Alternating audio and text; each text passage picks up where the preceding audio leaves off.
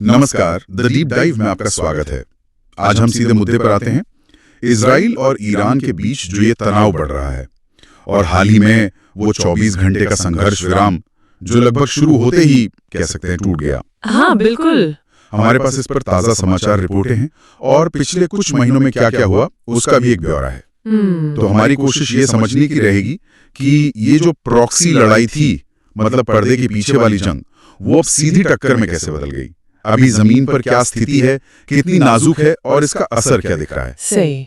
तो चलिए शुरुआत करते हैं इसी 24 जून से, जब अमेरिकी राष्ट्रपति ट्रंप ने 24 घंटे के संघर्ष विराम की घोषणा की, जो कि खैर ज्यादा देर टिक नहीं पाया। हाँ, वो घोषणा हुई और कुछ ही घंटे बीते होंगे कि दोनों तरफ से एक दूसरे पर इल्जाम लगने लगे उल्लंघन के।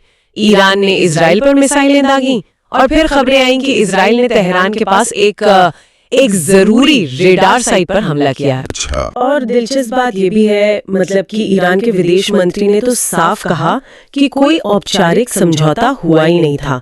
उनका कहना था कि भाई संघर्ष विराम तो तभी होगा जब इजराइल पहले रुकेगा। तो मतलब डिप्लोमेसी लेवल पर भी काफी उलझा हुआ है मामला। तो एक ऐसा संघर्ष विराम जिसका कोई मतलब ही नहीं रहा जमीन पर, तो फिर अभी क्या चल रहा है? मेरा मतलब है फौजी कार्रवाई किस तरह की हो रही है? हमले काफी गंभीर हो रहे हैं। हाँ। ईरान सिर्फ इजरायली शहरों पर ही नहीं, जैसे आपने बरशेबा का जिक्र किया, बल्कि कतर में जो अमेरिकी ठिकाने हैं उन पर भी मिसाइलें दाग रहा है।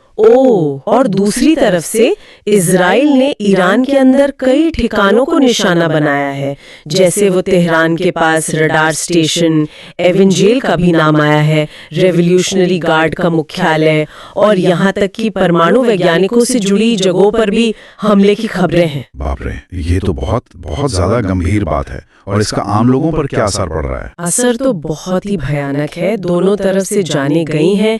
इजराइल में तो पुष्टि हुई है कि 28 लोग मारे गए और 1300 से ज्यादा घायल हैं।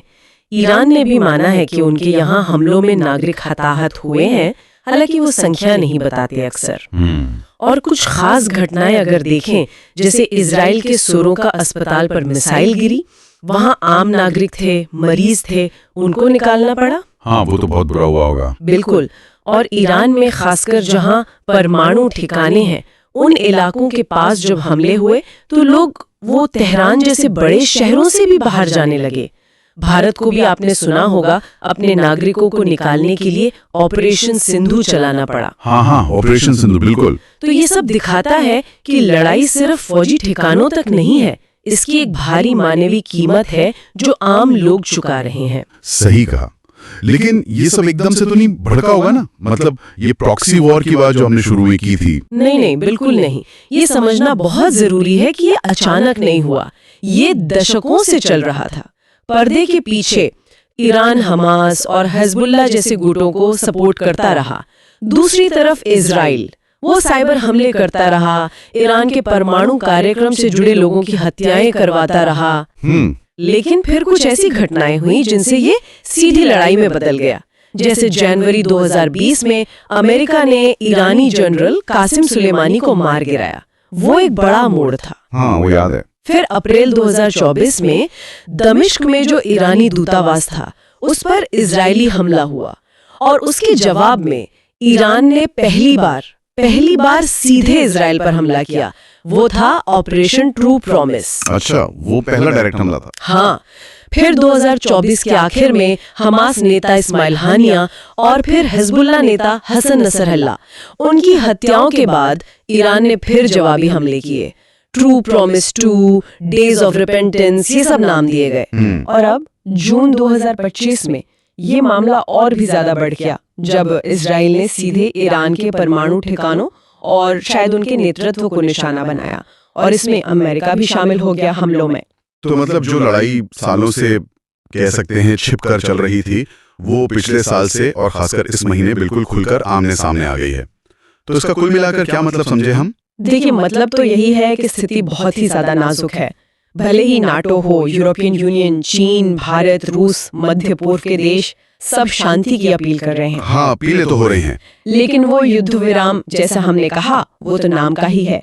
और खतरा सिर्फ इन 2 देशों तक नहीं है, ये आग लेबनान, सीरिया, इराक, इन सब जगहों पर फैल सकती है। अमेरिकी ठिकानों पर और हमले हुए तो मामला और बिगड़ सकता है। तो एक बड़े क्षेत्रीय संघर्ष का खतरा वो बिल्कुल बना हुआ है, बहुत वास्तविक। वाकई स्थिति बहुत पेचीदा है और बहुत तेजी से बदल भी रही है। ये सोचने वाली बात है कि कैसे दशकों का जो एक दबा हुआ तनाव था वो इतनी जल्दी इतने खुले टकराव में बदल गया।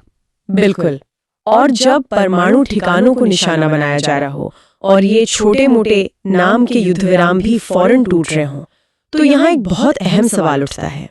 आखिर वो कौन सी सीमा होगी, या क्या कोई ऐसी सीमा है भी जो इस इलाके को एक और भी बड़े, शायद पूरी तरह बेकाबू होने वाले टकराव से रोक सकेगी? ये एक सवाल है जिस पर शायद सबको सोचना होगा।